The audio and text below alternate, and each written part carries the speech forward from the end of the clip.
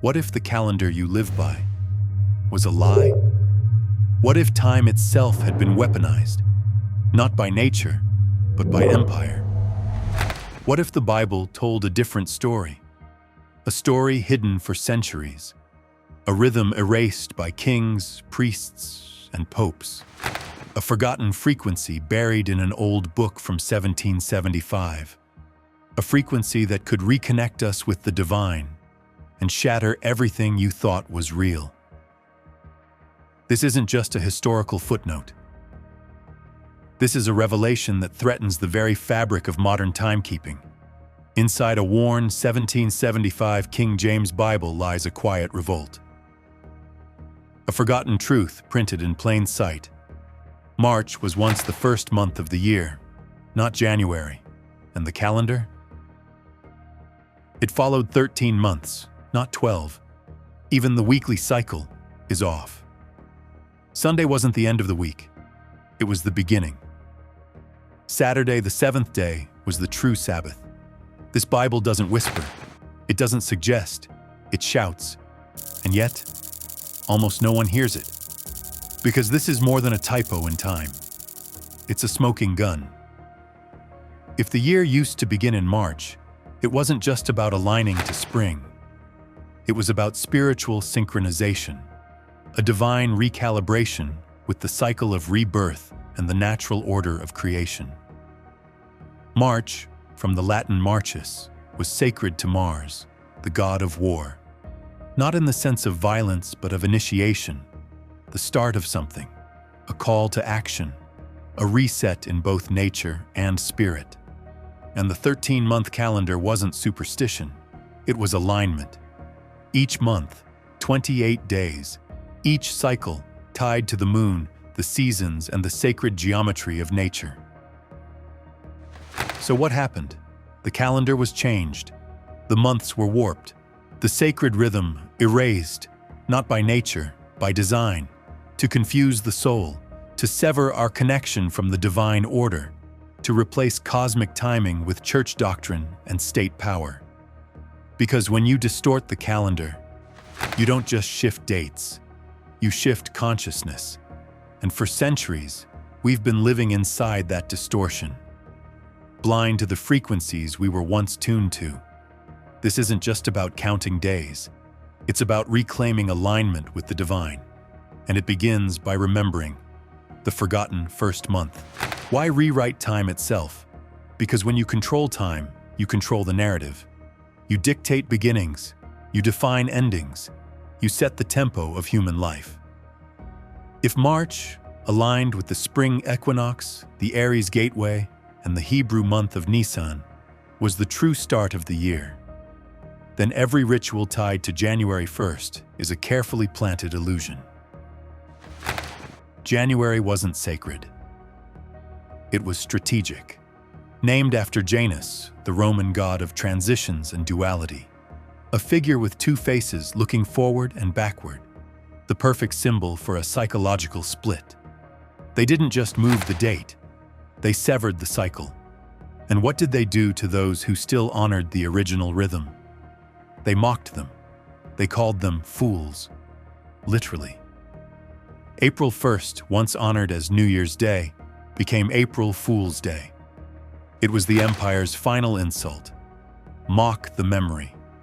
Ridicule the rhythm. Bury the truth beneath a joke. This wasn't a scheduling update. It was a cosmic coup. Because a society out of sync with creation is a society easier to manipulate. A world that forgets the rhythm of nature, forgets who it is. And here's the punchline they never expected. Time is not neutral, it's a weapon. Every calendar change, every altered feast day, every inserted leap year wasn't just administrative, it was psychological warfare. So ask yourself, if your entire life has been scheduled according to a rhythm meant to distract you from the divine, what would happen if you broke free? Because to question the calendar is to question everything built on top of it. Before phones, before clocks, before calendars, humans looked up. They tracked the stars, the sun, the moon, because time wasn't just measured, it was felt. Every day of the week, a celestial vibration. Sunday, the sun; Monday, the moon; Tuesday, Mars; Wednesday, Mercury; Thursday, Jupiter; Friday, Venus; Saturday, Saturn. These weren't just names, they were frequencies. Sacred alignments between cosmic forces and human consciousness. But then came the pivot, the political masquerade. The moment the divine was domesticated, enter Constantine the Great. He wasn't just a Roman emperor, he was a spiritual reprogrammer.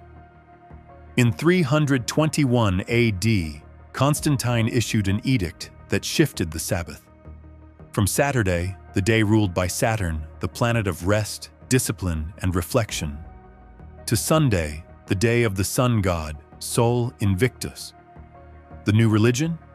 A hybrid beast, Christianity, fused with solar worship.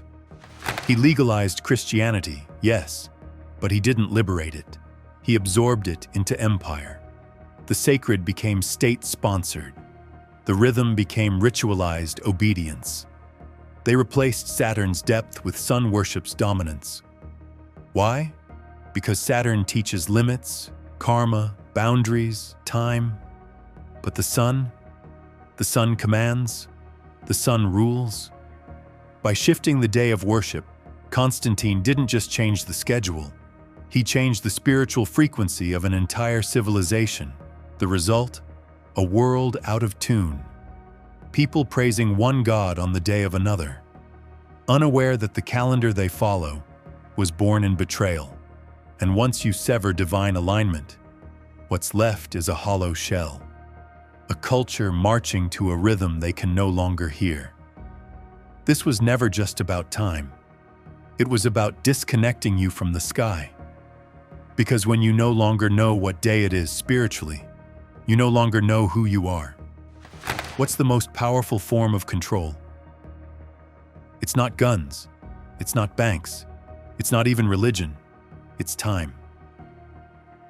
Because if someone tells you when to wake, when to work, when to rest, when to pray, when to feel joy, when to mourn, they don't just manage your schedule, they manage your reality. Time becomes a cage with invisible bars. And who built the cage? Rome. The Gregorian calendar, hailed as a civil innovation, was a Jesuit invention, engineered under Pope Gregory XIII in 1582. They told us it was a correction, a refinement, a scientific fix. But look closer. It wasn't about aligning with the stars. It was about aligning the masses under one time, one faith, one empire. This was clockwork colonization, a time grid built not on divinity, but on imperial precision, and it was global. Nations were forced to convert, not to religion, but to Rome's rhythm.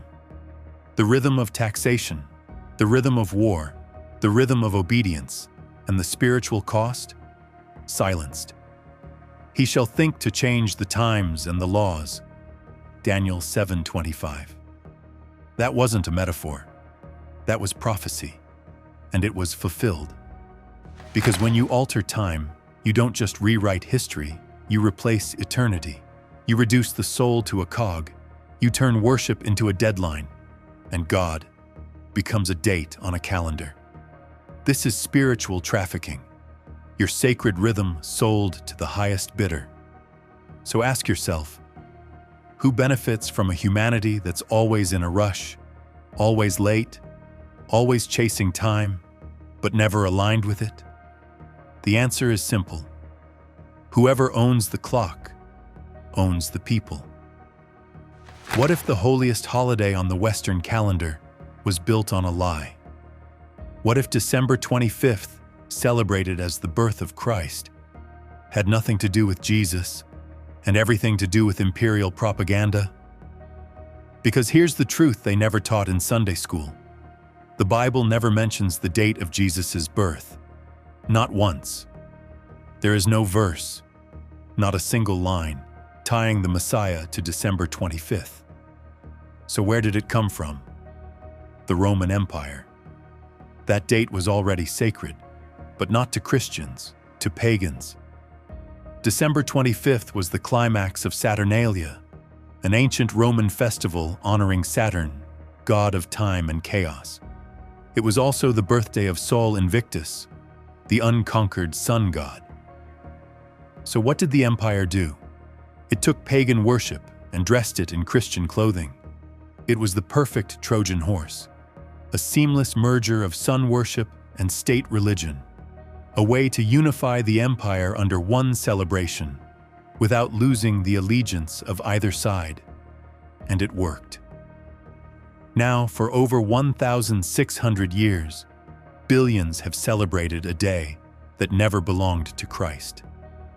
Even the symbols betray the truth. The Christmas tree, it's condemned in Scripture.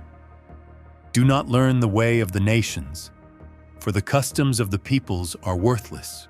They cut a tree from the forest. They adorn it with silver and gold. Jeremiah 10:2-4. And yet today, we call that tradition. We call it holy, but it's not sacred. It's strategic. Because if you can convince people that pagan rituals are Christian, you can convince them of anything. This wasn't about celebration. This was about subjugation. It was never about honoring God. It was about replacing Him. And once again, the calendar was the weapon, a tool to merge empire with spirituality until no one could tell the difference. So while families gather, lights twinkle, and hymns echo through churches, understand this: you're not celebrating Christ's birth. You're celebrating Rome's victory. 13 months. That's not mysticism. That's astronomy. The moon governs tides, menstruation, harvest, and migration. Ancient civilizations knew this. They built calendars around 13 moons, not 12. So why erase the 13th month? Because it honored the feminine. Because it restored intuition. Because it was a threat to institutions built on dominance. The removal was surgical. It disconnected us from the moon and from ourselves. The hijacking didn't stop at the holidays. It went deeper. To fully control belief, the empire had to control time itself. The Julian calendar, introduced by Julius Caesar, was Rome's first attempt to override lunar wisdom with solar dominance. Why? Because lunar calendars connected people to the ebb and flow of the natural world. Solar calendars connected them to empire. The Julian system forced time into order. 12 neat months, fixed days, engineered cycles. But it still wasn't enough. Over centuries, the Julian calendar drifted out of sync with the equinox. Holy days fell out of place. The illusion of control cracked. So in 1582, Pope Gregory XIII launched a calendar correction. But it was more than an update. It was a calendar coup. They didn't just shift days, they deleted 10 of them. 10 days, erased from existence. Imagine going to bed on October 4th and waking up on October 15th. No explanation, no vote, just removed. And with it came new feast days, new saints, new rules. It was the perfect reset, a way for the church to sync the world to its authority. And most of the world complied. Britain and its colonies resisted for over 150 years, until eventually even they bowed to the pressure. Why? Because this wasn't just about measuring time. It was about managing souls, taxes, harvests, and belief systems. And the cost? We were cut off from the sky, from the soil, from the sacred cycles that used to govern life. The calendar became a cage, time became an empire, and every tick of the clock marked another second we drifted from truth. By now, maybe you feel it, that subtle dissonance, that quiet hum beneath the surface of your life, whispering, "This isn't right." Because deep down, your soul remembers. It remembers the rhythm, the pulse, the alignment you were meant to live in. This isn't about going backward. It's about going back into sync. Imagine this: planting when the earth is fertile, resting when the moon goes dark, celebrating not because the calendar says so, but because your spirit is in bloom. This is what the ancients understood. This is what the mystics followed. This is what they took from you. But they didn't destroy it. They just buried it. And now, you can dig it back up. Because divine time is not found on your phone. It's not in your planner. It's written in the sky, the soil, and the soul.